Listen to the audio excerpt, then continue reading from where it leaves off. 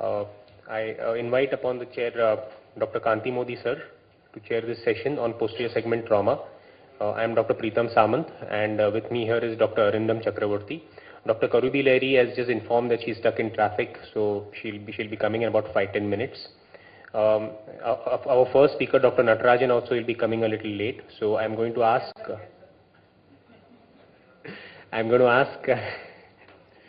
the second speaker, that's Dr. Arindam, to start with his talk on traumatic endophthalmitis. Thank you. Starts, I welcome Dr. Grover, the Secretary of Ocular Trauma Society. Morning, sir. Good morning, ladies and gentlemen. I'll be starting the first topic of the OTSI 6th OTSI conference. It's a pretty morbid topic of post-traumatic endophthalmitis.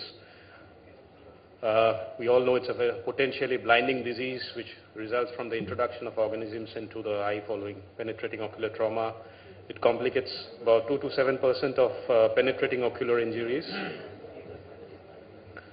These are certain data from various studies which show a very high incidence of post-traumatic endophthalmitis after penetrating injury, especially with intraocular foreign bodies.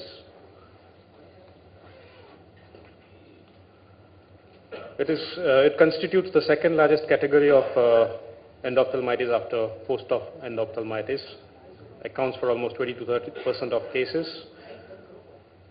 17% of injuries occur in a rural setting, and eyes with intraocular foreign body have double the chance of developing post-op endophthalmitis.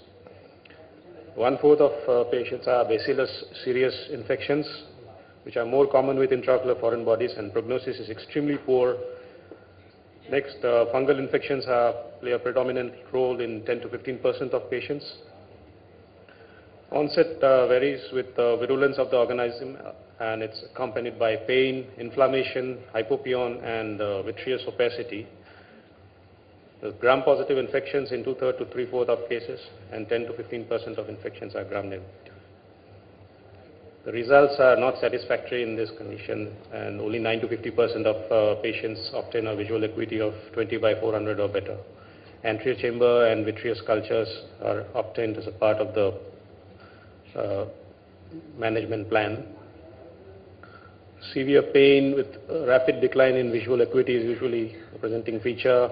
It might be exacerbated by corneal ring abscess formation, periorbital edema, proptosis, and there might be systemic symptoms also, including fever, leukocytosis, and general malaise.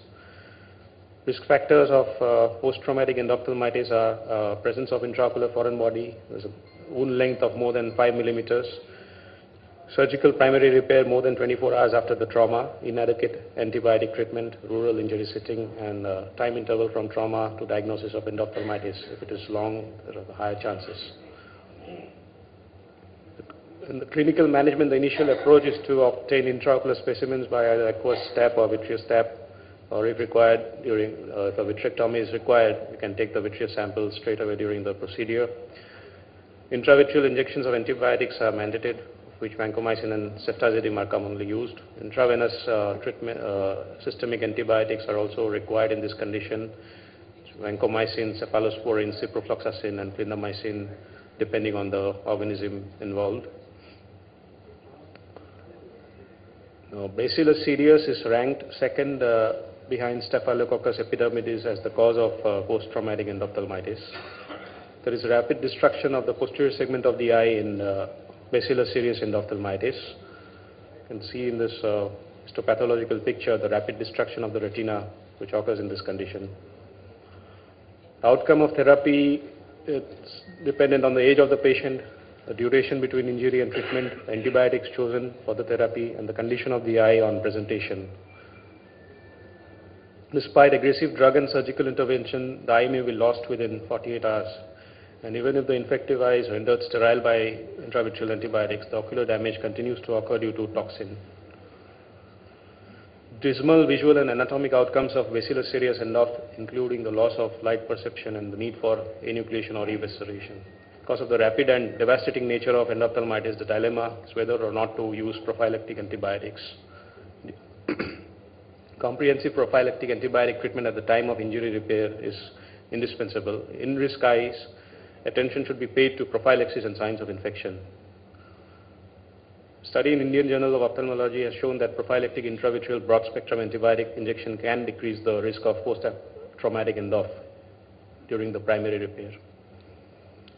A selective prophylactic treatment for penetrating ocular trauma, the commonly used intravitreal antibiotics are vancomycin and ceftazidime. Steroids are optional depending on the clinical condition. It should be avoided if there is a suspicion of fungal end-off. Systemic treatment includes vancomycin, ceftazidime, or ciprofloxacin or amikacin, depending on the organism and the culture sensitivity reports.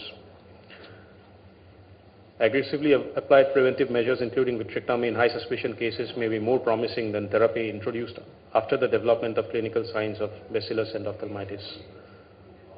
But the role of prophylactic intravitreal antibiotics remains controversial because of the known retinal toxicity of some of these drugs, and when used, they should probably be limited to high-risk cases. Injuries with intraocular foreign bodies mandate special attention. I'm presenting a case of a young boy who had a firecracker injury and followed by corneal wound repair in the right eye 2 days back. And he presented to us with severe pain and swelling in the right eye with vision of PL positive, PR defective in the right eye. This was the picture of the anterior segment. You can see the sutures. There is a lot of corneal edema with extensive corneal abscess formation. The B-scan showing extensive exudates within the vitreous cavity. It's very difficult to actually outline the retina. There's lots of moderate to high reflective echoes within the vitreous. It's in fact difficult to distinguish the exact architecture of the globe. Those high reflective echoes could have been foreign bodies, so we even did a CT scan which ruled out the presence of foreign body. Now, considering this clinical picture, the patient was urgently taken up for penetrating keratoplasty plus vitrectomy with intravitreal antibiotics. After starting intravitreal antibiotics, vitreous sample and corneal button were sent for microbiological evaluation, including PCR.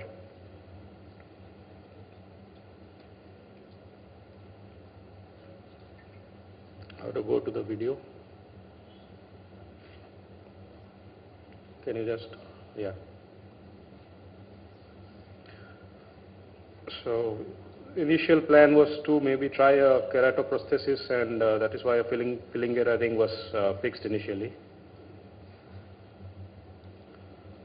But on fixing the after fixing the ring, it was found that the visualization was extremely poor, and so ultimately the corneal button was removed and open sky vitrectomy was planned. You can see the amount of pus inside, and mind you, the injury was just 2 days old. There was almost nothing to salvage inside the eye. Vitrectomy was done to the extent possible. You can see the extensive exudates being removed. There is some lens matter also.